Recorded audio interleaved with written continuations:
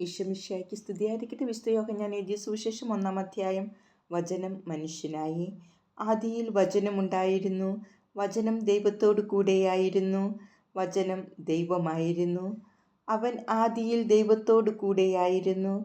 സമസ്തവും അവനിലൂടെ ഉണ്ടായി, ഒന്നും അവനെ കൂടാതെ ഉണ്ടായിട്ടില്ല. അവനിൽ ജീവനുണ്ടായിരുന്നു, ആ ജീവൻ മനുഷ്യരുടെ വെളിച്ചമായിരുന്നു. ആ വെളിച്ചം ഇരുളിൽ പ്രകാശിക്കുന്നു, അതിനെ കീഴടക്കാൻ ഇരുളിന് കഴിഞ്ഞില്ല. ദൈവം അയച്ച ഒരു മനുഷ്യനുണ്ടായിരുന്നു, അവൻ്റെ പേര് യോഹന്നാൻ എന്നാണ്. അവൻ സാക്ഷ്യത്തിനായി വന്നു, വെളിച്ചത്തിന് സാക്ഷ്യം നൽകാൻ. അവൻ വഴി എല്ലാവരും വിശ്വസിക്കാൻ. അവൻ വെളിച്ചമായിരുന്നില്ല, വെളിച്ചത്തിന് സാക്ഷ്യം നൽകാൻ വന്നവനാണ്. എല്ലാ മനുഷ്യരെയും പ്രകാശിപ്പിക്കുന്ന യഥാർത്ഥ വെളിച്ചം ലോകത്തിലേക്ക് വരുന്നുണ്ടായിരുന്നു.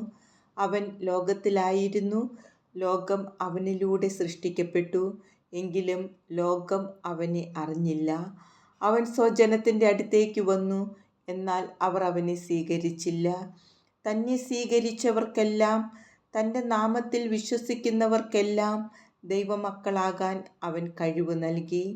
അവർ ജനിച്ചത് രക്തത്തിൽ നിന്നോ ശാരീരികാഭിലാഷത്തിൽ നിന്നോ പുരുഷൻ്റെ ഇച്ഛയിൽ നിന്നോ അല്ല, ദൈവത്തിൽ നിന്നത്രേ. വചനം മാംസമായി നമ്മുടെ ഇടയിൽ വസിച്ചു, അവൻ്റെ മഹത്വം നമ്മൾ ദർശിച്ചു. കൃപയും സത്യവും നിറഞ്ഞതും പിതാവിൻ്റെ ഏകജാതൻ്റേതുമായ മഹത്വം. യോഹന്നാൻ അവന് സാക്ഷ്യം നൽകിക്കൊണ്ട് വിളിച്ചു പറഞ്ഞു, ഇവനെ പറ്റിയാണ് ഞാൻ പറഞ്ഞത്. എൻ്റെ പിന്നാലെ വരുന്നവൻ എന്നേക്കാൾ വലിയവനാണ്, കാരണം എനിക്ക് മുൻപ് തന്നെ അവനുണ്ടായിരുന്നു. അവൻ്റെ പൂർണ്ണതയിൽ നിന്ന് നാമെല്ലാം കൃപയ്ക്കുമേൽ കൃപ സ്വീകരിച്ചിരിക്കുന്നു. എന്തുകൊണ്ടെന്നാൽ നിയമം മോശ വഴി നൽകപ്പെട്ടു, കൃപയും സത്യവുമാകട്ടെ യേശുക്രിസ്തു വഴി ഉണ്ടായി. ദൈവത്തെ ആരും ഒരിക്കലും കണ്ടിട്ടില്ല. പിതാവുമായി ഗാഢബന്ധം പുലർത്തുന്ന ദൈവം തന്നെയായ ഏകജാതനാണ് അവിടുത്തെ വെളിപ്പെടുത്തിയത്. സ്നാപക യോഹന്നാൻ്റെ സാക്ഷ്യം. നീ ആരാണെന്ന് ചോദിക്കാൻ യഹൂദർ ജെറുസലേമിൽ നിന്ന് പുരോഹിതന്മാരെയും ലേവ്യരെയും അയച്ചപ്പോൾ യോഹന്നാൻ്റെ സാക്ഷ്യം ഇതായിരുന്നു, ഞാൻ ക്രിസ്തുവല്ല. അവൻ അസന്നിഗ്ധമായി പ്രഖ്യാപിച്ചു. അവർ ചോദിച്ചു, എങ്കിൽ പിന്നെ നീ ആരാണ്? ഏലിയായോ? അല്ല എന്ന് അവൻ പ്രതിവചിച്ചു. അവർ വീണ്ടും ചോദിച്ചു, എങ്കിൽ നീ പ്രവാചകനാണോ? അല്ല എന്ന് അവൻ മറുപടി നൽകി. അവർ വീണ്ടും ചോദിച്ചു, അങ്ങനെയെങ്കിൽ നീ ആരാണ്? ഞങ്ങളെ അയച്ചവർക്ക് ഞങ്ങൾ എന്തു മറുപടി കൊടുക്കണം? നിന്നെക്കുറിച്ച് തന്നെ നീ എന്തു പറയുന്നു? അവൻ പറഞ്ഞു, യെശയ്യാ ദീർഘദർശി പ്രവചിച്ചതുപോലെ, കർത്താവിൻ്റെ വഴികൾ നേരെയാക്കുവിൻ എന്ന് മരുഭൂമിയിൽ വിളിച്ചു പറയുന്നവൻ്റെ ശബ്ദമാണ് ഞാൻ. ഫരിസേയരാണ് അവരെ അയച്ചത്.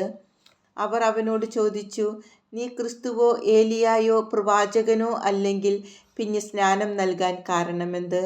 യോഹന്നാൻ പറഞ്ഞു, ഞാൻ ജലം കൊണ്ട് സ്നാനം നൽകുന്നു, എന്നാൽ നിങ്ങൾ അറിയാത്ത ഒരുവൻ നിങ്ങളുടെ മധ്യേ നിൽപ്പുണ്ട്. എൻ്റെ പിന്നാലെ വരുന്ന അവൻ്റെ ചെരുപ്പിൻ്റെ വാറഴിക്കുവാൻ പോലും ഞാൻ യോഗ്യനല്ല. യോഹന്നാൻ സ്നാനം നൽകിക്കൊണ്ടിരുന്ന ജോർദാൻ്റെ അക്കരെ ബെഥാനിയായിലാണ് ഇത് സംഭവിച്ചത്. ദൈവത്തിൻ്റെ കുഞ്ഞാട്. അടുത്ത ദിവസം യേശു തൻ്റെ അടുത്തേക്ക് വരുന്നത് കണ്ട് അവൻ പറഞ്ഞു, ഇതാ ലോകത്തിൻ്റെ പാപം നീക്കുന്ന ദൈവത്തിൻ്റെ കുഞ്ഞാട്. എൻ്റെ പിന്നാലെ വരുന്നവൻ എന്നേക്കാൾ വലിയവനാണെന്ന് ഞാൻ പറഞ്ഞത് ഇവനെ പറ്റിയാണ്. കാരണം എനിക്ക് മുമ്പ് തന്നെ ഇവനുണ്ടായിരുന്നു, ഞാനും ഇവനെ അറിഞ്ഞിരുന്നില്ല. എന്നാൽ ഇവനെ ഇസ്രായേലിന് വെളിപ്പെടുത്താൻ വേണ്ടിയാണ് ഞാൻ വന്ന് ജലത്താൽ സ്നാനം നൽകുന്നത്.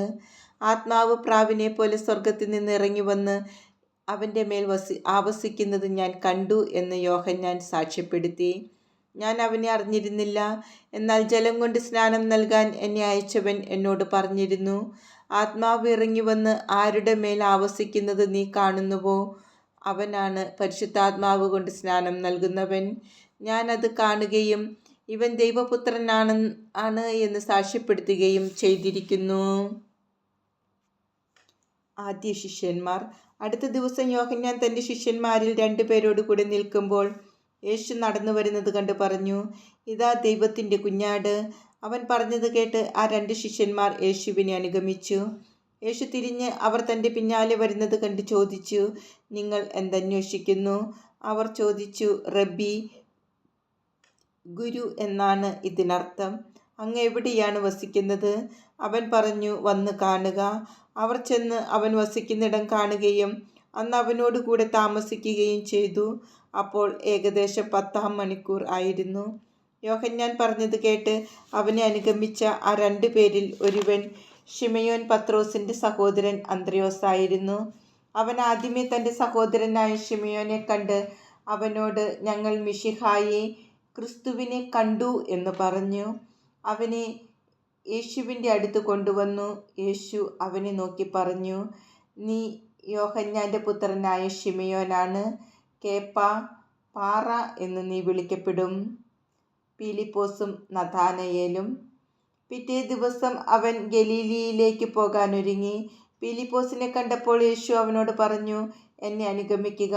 പീലിപ്പോസ് അന്ത്രയോസിൻ്റെയും പത്രോസിൻ്റെയും പട്ടണമായ ബെത്സയിദായിൽ നിന്നുള്ളവനായിരുന്നു. പീലിപ്പോസ് നഥാനയേലിനെ കണ്ട് അവനോട് പറഞ്ഞു, മോശയുടെ നിയമത്തിലും പ്രവാചക ഗ്രന്ഥങ്ങളിലും ആരെപ്പറ്റി എഴുതിയിരിക്കുന്നുവോ അവനെ, ജോസഫിൻ്റെ മകൻ നസറത്തിൽ നിന്നുള്ള യേശുവിനെ ഞങ്ങൾ കണ്ടു. നഥാനയേൽ ചോദിച്ചു, നസറത്തിൽ നിന്ന് എന്തെങ്കിലും നന്മ ഉണ്ടാകുമോ? പീലിപ്പോസ് പറഞ്ഞു, വന്ന് കാണുക. നഥാനയേൽ തൻ്റെ അടുത്തേക്ക് വരുന്നത് കണ്ട് യേശു അവനെപ്പറ്റി പറഞ്ഞു, ഇതാ നിഷ്കപടനായ ഒരു യഥാർത്ഥ ഇസ്രായേൽക്കാരൻ. അപ്പോൾ നഥാനയേൽ ചോദിച്ചു, നീ എന്നെ എങ്ങനെ അറിയുന്നു? യേശു മറുപടി പറഞ്ഞു, പീലിപ്പോസ് നിന്നെ വിളിക്കുന്നതിന് മുൻപ് നീ അത്തിമരത്തിൻ്റെ ചുവട്ടിൽ ഇരിക്കുമ്പോൾ ഞാൻ നിന്നെ കണ്ടു. നഥാനയേൽ പറഞ്ഞു, റബ്ബി, അങ്ങ് ദൈവപുത്രനാണ്, ഇസ്രായേലിൻ്റെ രാജാവാണ്. യേശു പറഞ്ഞു, അത്തിമരത്തിൻ്റെ ചുവട്ടിൽ നിന്നെ കണ്ടു എന്ന് ഞാൻ പറഞ്ഞതുകൊണ്ട് നീ എന്നിൽ വിശ്വസിക്കുന്നു അല്ലേ?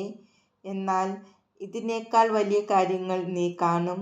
അവൻ തുടർന്നു, സത്യസത്യമായി ഞാൻ നിങ്ങളോട് പറയുന്നു, സ്വർഗം തുറക്കപ്പെടുന്നതും ദൈവദൂതന്മാർ കയറിപ്പോകുന്നതും മനുഷ്യപുത്രൻ്റെ മേൽ ഇറങ്ങി വരുന്നതും നിങ്ങൾ കാണും.